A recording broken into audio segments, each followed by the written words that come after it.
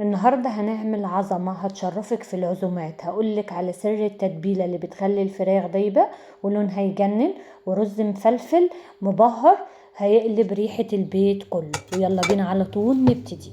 معايا الفرخة انا منضفاها كويس جدا وغسلاها كويس جدا، ومعايا طماطمايه بشراها على المبشرة وبصلايه مبشورة على المبشرة، وبعدين معايا ملح فلفل اسود بابريكا، من كل دول معلقه صغيره، وحطيتهم كده على الطماطم والبصل وبقلبهم كده كويس جدا بايدي.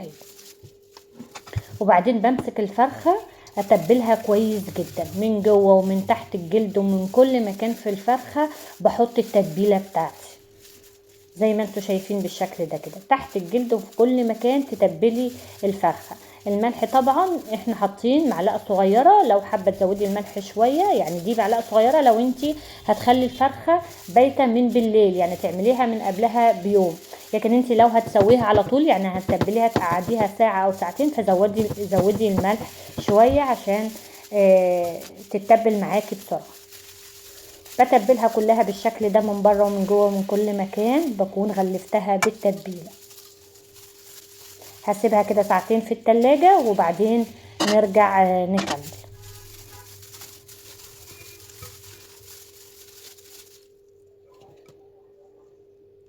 بعدين بقى بجيب صينيه، بحط كده حبتين من البطاطس مقطعاهم شرايح بالشكل ده، وحبتين من البصل متقطعين برضو شرايح جوليان، وحبتين من الطماطم مقطعاهم شرايح بالشكل ده. ومعايا البهارات بتاعتي فلفل اسود ملح بابريكا كزبره معلقه صغيره من الثوم المفروم، وكل الحاجات دي كده بتبل بيها الخضار بتاعي.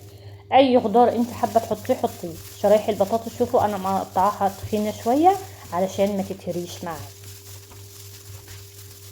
اي خضار موجود عندك بتحبيه ممكن تحطيه. وبعدين بقى بجيب بقى الفرخه احطها كده في النص بعد ما شربت من التتبيله بالشكل ده.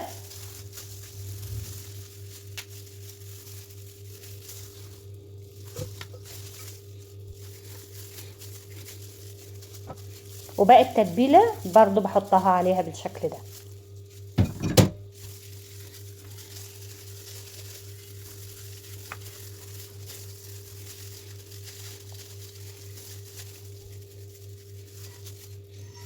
اتمنى اللي معايا في الفيديو لحد دلوقتي يحط لايك للفيديو. بجيب ورق زبده واحطه كده الاول، وبعدين بحط ورق ليمونيوم بالشكل ده واقفل عليها كويس جدا. عايزه اقفل الصينيه كويس جدا عشان الفرخه تستوي معايا والخضار يستوي معايا من البخار اللي بيطلع من الخضار بتاعي. بصوا انا حطيتها على البوتاجاز وهديت عليها النار خالص. انت لو حابه تحطيها في فرن البوتاجاز حطيها، بس انا عشان ما حبيتش ان انا اسخن الدنيا واسرع من الوقت فحطيتها على عيون البوتاجاز بالشكل ده، بس بتبقى مهديه النار عليها. تمام كده. بعد كده بقى بنعمل الرز. حطيت معلقتين كبار من السمنه، وبعدين غسلت 3 كوبايات من المج من الرز، وقعدت اقلب فيهم كده، يعني اقلب فيهم لحد ما لون الرز اصفر معايا بالشكل ده واخد لون الرز معايا بالشكل ده. عشان الرز يبقى مفلفل معاكي لازم تقلبيه كويس جدا. وبعدين بقى حطيت البهارات بتاعتي، بهارات مشكله، حبهان انا فاتحاه بالشكل ده، وورق لورا ومعلقه كبيره من البهارات المشكله. كل التوابل دي انا حطيتها وقلبتها شويه كده مع الرز كمان حوالي 5 دقايق علشان ريحه البهارات تطلع في الرز كده وتدي طعم للرز وتبقى الريحه جميله جدا.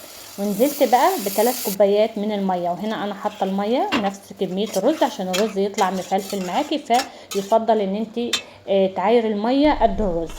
على فكره انا حطيت نص معلقه صغيره من الكركم، بس اللقطه دي ما جاتش معايا، فبتحطي نص معلقه صغيره من الكركم.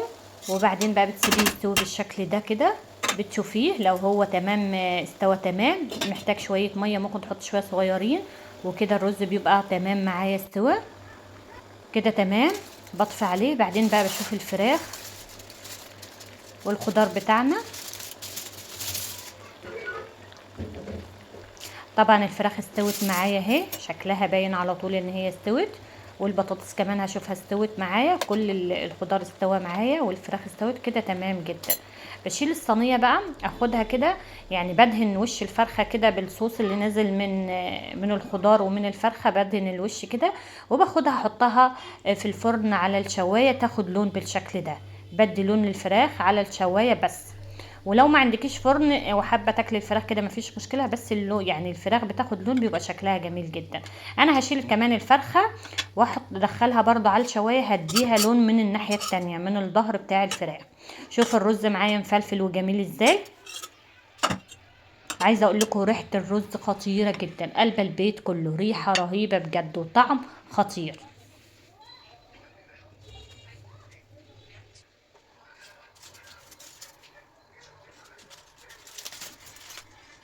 انا اخدت الفرخه، شوف اديتها لون من ورا، قلبتها على الناحيه التانية عشان اديها لون من جميع الجناب.